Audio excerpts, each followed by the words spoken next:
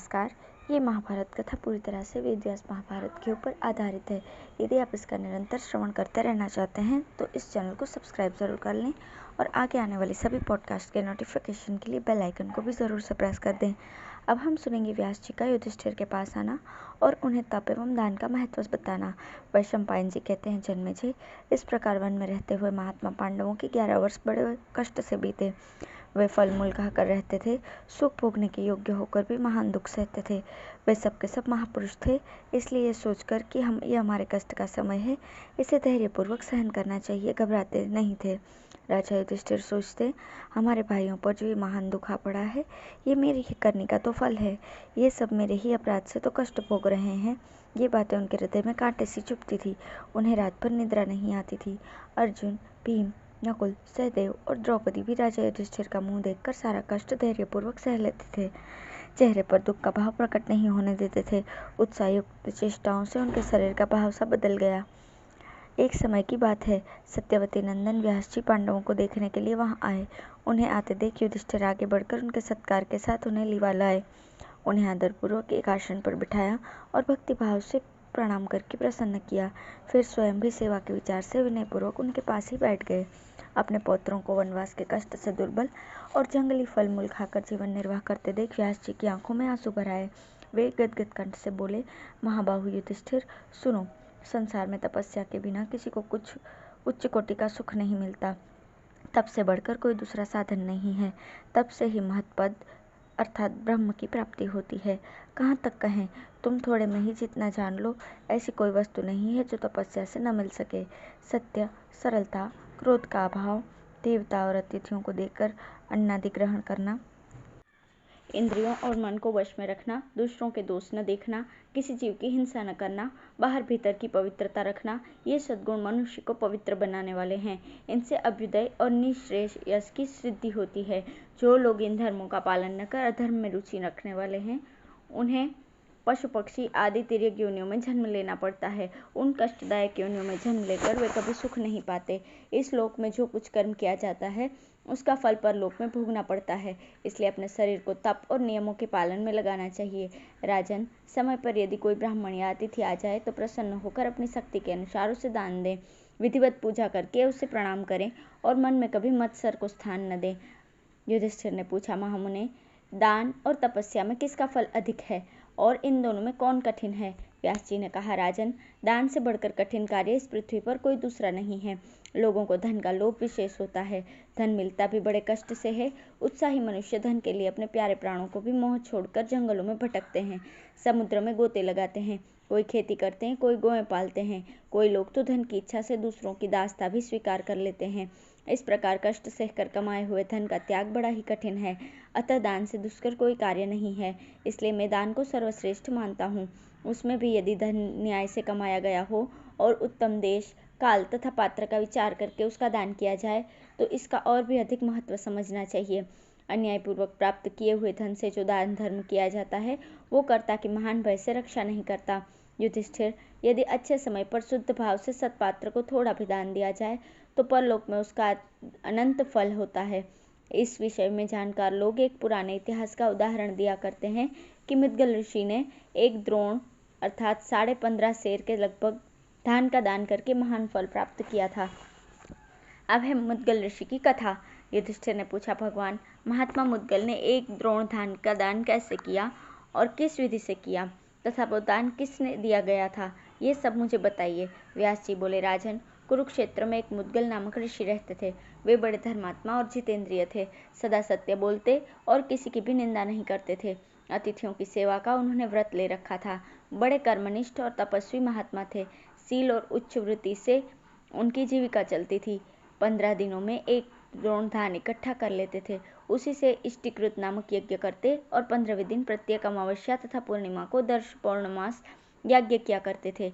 यज्ञों में देवता और अतिथियों को देने से जो अन्न बचता उसी से परिवार सहित निर्वाह करते थे। घर में स्त्री थी, पुत्र था और वे स्वयं थे। तीनों एक पक्ष में एक ही दिन भोजन करते थे। महाराज, उनका प्रभाव ऐसा था कि प्रत्येक पर्व के दिन देवराज इंद्र देवताओं के सहित उनके यज्ञ में साक्षात उपस्थित होकर अपना भाग लेते थे। इस प्रकार मुनिवृत्ति से रहना और प्रसन्नचित्त से अतिथियों को अन्न देना, यही उनके जीवन का व्रत था। किसी के प्रति द्वेष न रखकर बड़े शुद्ध भाव से वे दान करते थे। इसलिए वो एक द्रोण अन्न 15 दिन के भीतर कभी घटता नहीं था, बराबर बढ़ता रहता था।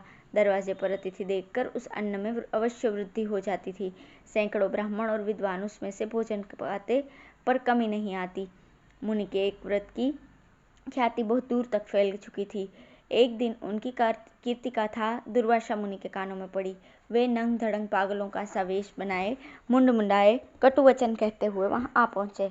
आते ही बोले, विप्रवर, आपको मालूम होना चाहिए कि मैं भोजन की इच्छा से यहाँ आया हूँ। मुद्गल ने कहा, मैं अभी आपका स्वागत करता हूँ, और पाद्य, अर्घ्य, आचमनीय आदि पूजन की सामग्री भेंट की। तत्पश्चात उन्होंने अपने भूखे अतिथि को बड़ी श्रद्धा से भोजन परोसकर जिमाया। श्रद्धा से प्राप्त हुआ अन्न बड़ा सरस लगा। मुनि भूखे तो थे ही, सब खा गए। मुद्गल उन्हें बराबर अन्न देते रहे और वे उसे हड़प करते रहे। अंत में जब उठने लगे तो जो कुछ जुठान बचा था उसे अपने शरीर में लपेट लिया और जिधर से आए थे उधर ही निकल गए। इसी प्रकार दूसरे पर्वत पर भी आए और भोजन करके चले गए। मुद्गल मुनि को परिवार सहित भूखा रह जाना पड़ा। फिर वे अन्न के दानों का संग्रह करने लगे। स्त्री और पुत्र ने भी उनका साथ दिया। भूख से उनके मन में तनिक भी विकार या खेद नहीं हुआ। क्रोध, ईर्ष्या या अनादर का भाव भी नहीं उठा। वे ज्यों के त्यों शांत बने रहे। पर्व आने पर दुर्वासा मुनि फिर उपस्थित हुए। इसी प्रकार वे लगातार 6 बार प्रत्येक पर्व पर आए, किंतु कभी भी मुद्गल ऋषि के मन में कोई विकार नहीं देखा। हर बार उनके चित्त को शांत और निर्मल ही पाया। इससे दुर्वासा को बड़ी प्रसन्नता हुई। उन्होंने कहा, मुने, इस संसार में तुम्हारे समान दाता कोई भी नहीं है। ईर्ष्या तो तुमको छू तक नहीं गई है। भूख बड़े बड़े लोगों के धार्मिक विचारों को हिलाकर रख देती है और धैर्य हार लेती है। जीभ तो रसना ही ठहरी, यह सदा रस का आस्वादन करने वाली है। मनुष्य का चित्त रस की ओर खींचती ही रहती है। भोजन से ही प्राणों की रक्षा होती है। मन तो इतना चंचल है कि इसको वश में करना अत्यंत कठिन जान पड़ता है। मन और इंद्रियों की एकाग्रता को ही निश्चित रूप से तप कहा गया है।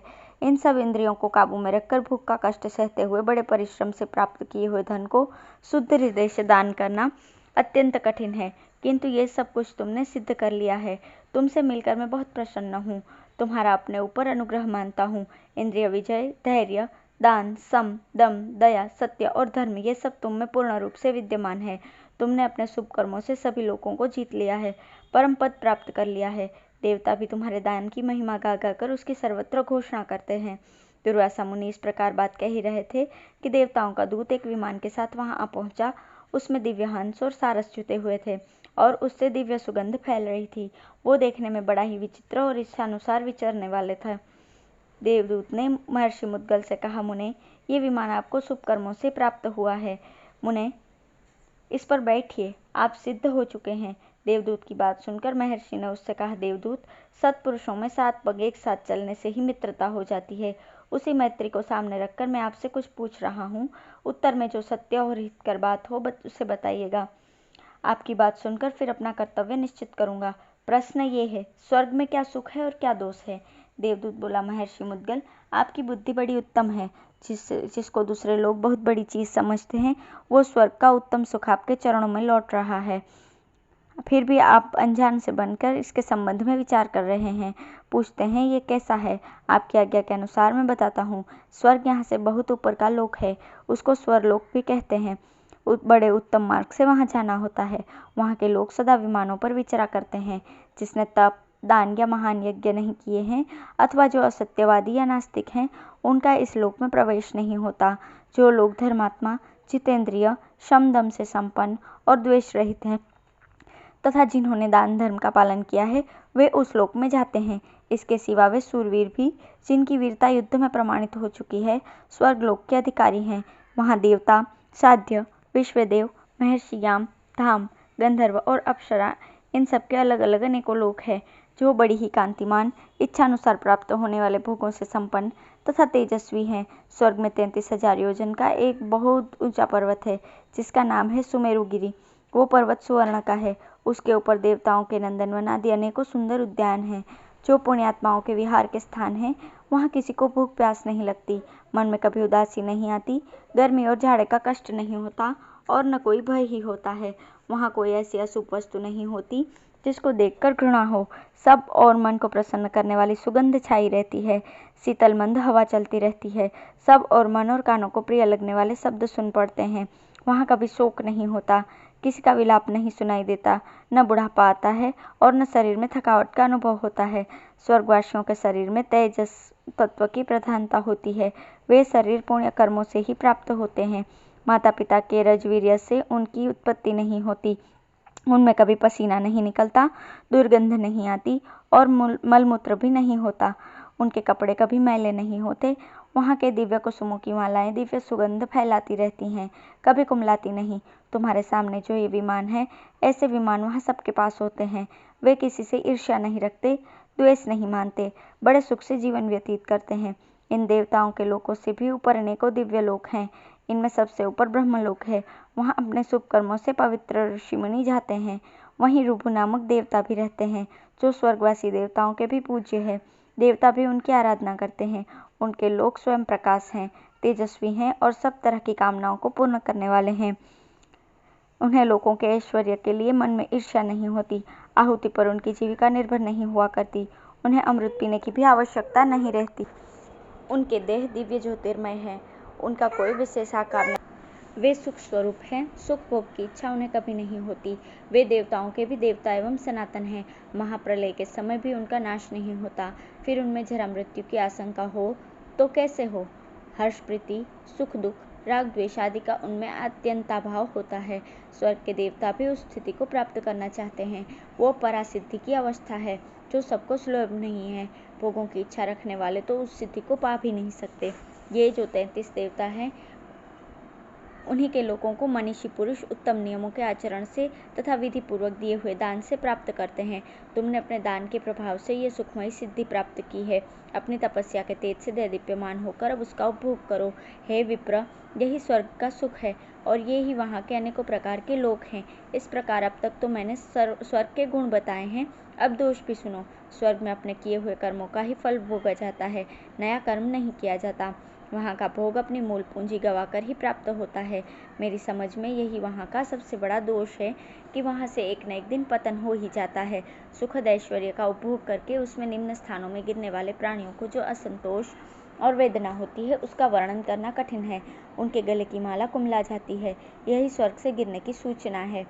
ये देखते ही उनके मन में भय समा जाता है। अब गिरा, उन पर रजोगुण का प्रभाव पड़ता है। जब गिरने लगते हैं तो उनकी चेतना लुप्त हो जाती है, सुध बुद्ध नहीं रहती। ब्रह्मलोक तक जितने भी लोग हैं, सब में ये भय बना रहता है। मुद्गल बोले, ये तो आपने स्वर्ग के महान दोष बताए। इनके अतिरिक्त जो निर्दोष लोग हों, उसका वर्णन कीजिए। देवदूत ने कहा, ब्रह्मलोक से भी ऊपर विष्णु का परम धाम है। वो शुद्ध सनातन ज्योतिर्मय लोक है। उसे परब्रह्म पद भी कहते हैं। विजयी पुरुष तो वहाँ जा ही नहीं सकते। दंभ, लोभ, क्रोध, मोह और द्रोह से युक्त पुरुष भी वहाँ नहीं पहुँच सकते। वहाँ तो ममता और अहंकार से रहित, द्वंद्वों से परे रहने वाले, जितेंद्रिय तथा ध्यान योग में लगे रहने वाले महात्मा पुरुष ही जा सकते हैं। मुद्गल, तुम्हारे प्रश्न के अनुसार ये सारी बातें मैंने बता दी। अब कृपा करके चलो, जल्दी चलें, देर न करो। व्यास जी कहते हैं, देवदूत की बात सुनकर मुद्गल ऋषि ने उस पर अपनी बुद्धि से विचार किया और फिर बोले, देवदूत, मेरा आपको प्रणाम है। आप प्रसन्नता से पधारिए। स्वर्ग में तो बड़ा भारी दोष है। मुझे उस स्वर्ग से और वहाँ के सुख से कोई काम नहीं है। ओह, पतन की बात तो स्वर्गवासियों को बड़ा भारी दुख और पश्चाताप होता होगा। इसलिए मुझे स्वर्ग नहीं चाहिए। जहाँ जाकर व्यथा और शोक से पिंड छूट जाए, केवल उस स्थान का अब मैं अनुसंधान करूँगा। ऐसा कहकर धर्मात्मा मुनि ने देवदूत को तो विदा कर दिया और स्वयं पूर्ववत शिलोच्छ वृत्ति से रहते हुए उत्तम रीति से शम का पालन करने लगे। उनकी दृष्टि में निंदा और स्तुति, मिट्टी का ढेला और सुवर्ण सब एक से हो गए। वे विशुद्ध ज्ञान योग का आश्रय लेकर नित्य ध्यान योग के परायण रहने लगे। ध्यान से वैराग्य का बल पाकर उन्हें उत्तम बोध प्राप्त हुआ, जिसके द्वारा उन्होंने मोक्ष रूपा परम सिद्धि प्राप्त कर ली। इसलिए युधिष्ठिर, तुम्हें भी शोक नहीं करना चाहिए। मनुष्य पर सुख के बाद दुख और दुख के बाद सुख आता रहता है। 13वें वर्ष के बाद तुम्हें अपने पिता पितामहों का राज्य अवश्य प्राप्त होगा। अब अपने मन की चिंता दूर करो। वैशंपायन जी कहते हैं, भगवान व्यास युधिष्ठिर से इस प्रकार कहकर पुनः तप करने के लिए अपने आश्रम पर चले गए। धन्यवाद।